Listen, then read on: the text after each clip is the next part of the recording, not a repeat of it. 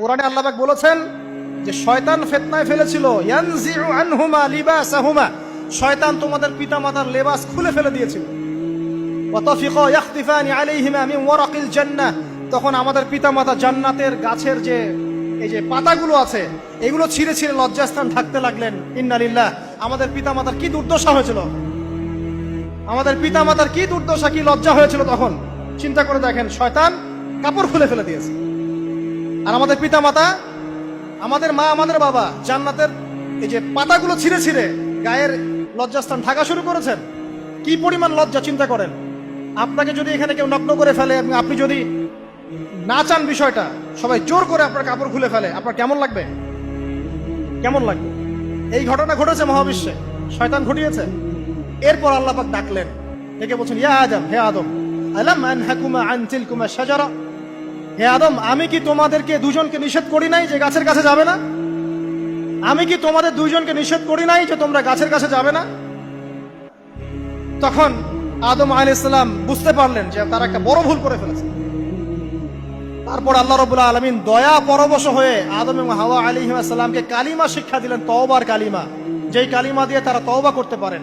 সেই কালিমা হচ্ছে রব্বানা যালামনা আনফুসানা ওয়া ইল্লাম তাগফির লানা ওয়া তারহামনা লানাকুনান্না মিনাল খাসিরিন। এই দোয়া শিখে নিয়ে আদম এবং হাওয়া আলাইহিস সালাম তওবা করলেন। আল্লাহ পাক তাদের তওবা কবুল করে মাফ করে দিলেন।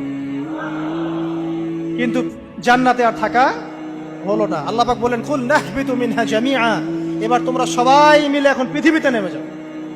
আল্লাহ মাফ করে দিলেন, কিন্তু তোমরা এখন পৃথিবীতে নেমে যাও, জান্নাতে আর থাকা হবে না। খেয়াল করে দেখেন, ইবলিসও আল্লাহর আদেশ মানে নাই। আল্লাহ বলেছেন সেজদা করো, ইবলিস কিন্তু করে নাই। আবার আমাদের পিতা আদম আলাইহিস সালামকে আল্লাহ পাক বলেছেন গাছের কাছে যেও না, তারা চলে গেছেন। দুটোই কি অবাধ্যতা নয়? তাহলে ইবলিসকে চিরস্থায়ী জাহান্নামী করা হলো, আদম সন্তানকে কেন করা হলো না? উত্তর, আদম সন্তান আদম আলাইহিস সালাম তওবা করে ফিরে এসেছে, ইবলিস আসে নাই। তাই আমাদের দ্বারা পদে পদে ভুল হবেই, তওবা করে ফিরে আসলেই গুনাহ মাফ ইনশাআল্লাহ। আর যদি ইবলিসের মতো গুনার উপর গুনাহ করতেই থাকেন আর বলেন যে আমি ঠিক কাজ করছি, তাহলে ইনশাআল্লাহ ওই যে জাহান্নাম অপেক্ষা করছে। ইবলিসকে আল্লাহ পাক বললেন যে তুমি এবং তোমার অনুসারী যারাই থাকবে সবাইকে দিয়ে লাআমলাআন্না জাহান্নামা মিনকুম আজমাইন, তোমাদের সবাইকে দিয়ে আমি জাহান্নাম পরিপূর্ণ করব। নাউযুবিল্লাহ। এবার সবাই পৃথিবীতে নেমে আসলো। পৃথিবীতে এসেই কি আল্লাহ পাক ছেড়ে দিলেন? না।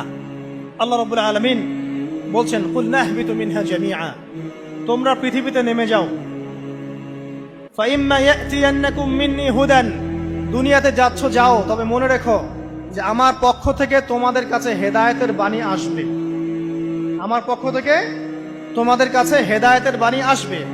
ফামান তাবিআ হুদায়া ফালা খাউফুন আলাইহিম ওয়ালা হুম ইয়াহজানুন, যারা আমার হেদায়েতের বাণীগুলো মেনে চলবে তাদের কোনো ভয় নাই, কোনো দুশ্চিন্তাও নাই। ওয়াল্লাযীনা কাফারু ওয়া কাযযাবু বিআয়াতিনা, কিন্তু যারা আমার আয়াতকে কুফরি করবে, মিথ্যা প্রতিপন্ন করবে, ফাউলাইকা আসহাবুন নার, তারা হবে জাহান্নামের অধিবাসী। হুম ফিহা খালিদুন, তারা সেখানে চিরস্থায়ী হবে। এই সহজ সরল জীবন দর্শন দিয়ে আল্লাহ পাক পৃথিবীতে পাঠিয়ে দিলেন। এবার শুরু হলো পৃথিবীতে পথ চলা। পৃথিবীতে পথ চলার ক্ষেত্রে অনেক কিছু সৃষ্টি করতে হলো, আবিষ্কার, কৃষিকাজ, এটা ওটা সবকিছু। আদম আলাইহিস সালামকে আল্লাহ পাক সেই জ্ঞান ওহীর মাধ্যমে শিক্ষা দিলেন। কৃষিকাজ আল্লাহ পাক শিক্ষা দিয়েছেন, চাকা সৃষ্টি করা আল্লাহ পাক শিক্ষা দিয়েছেন, বাহন সৃষ্টি করা আল্লাহ পাক শিক্ষা দিয়েছেন। যত রকম জ্ঞান আছে সমস্ত জ্ঞান এসেছে নবীদের পক্ষ থেকে। সবকিছু জ্ঞানের মূল ভিত্তি এসেছে নবীদের কাছ থেকে, আল্লাহর ওহীর কাছ থেকে।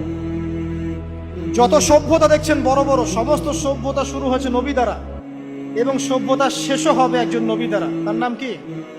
ঈসা ইবনে মারইয়াম। আদম আলাইহিস সালাম আল্লাহর দেয়া শিক্ষায় শিক্ষিত হয়ে দুনিয়াতে চলতে লাগলেন এবং তওবা ইস্তেগফার করতে লাগলেন, কাঁদতে লাগলেন। দীর্ঘকাল তারা ক্রন্দন করেছেন। কি কারণে? ওই যে একটা ভুল তারা করে ফেলেছে। দুনিয়াতে এসে ক্রন্দন করতে আল্লাহ রাব্বুল আলামিন এক পর্যায়ে তওবা কবুল করে ফেললেন।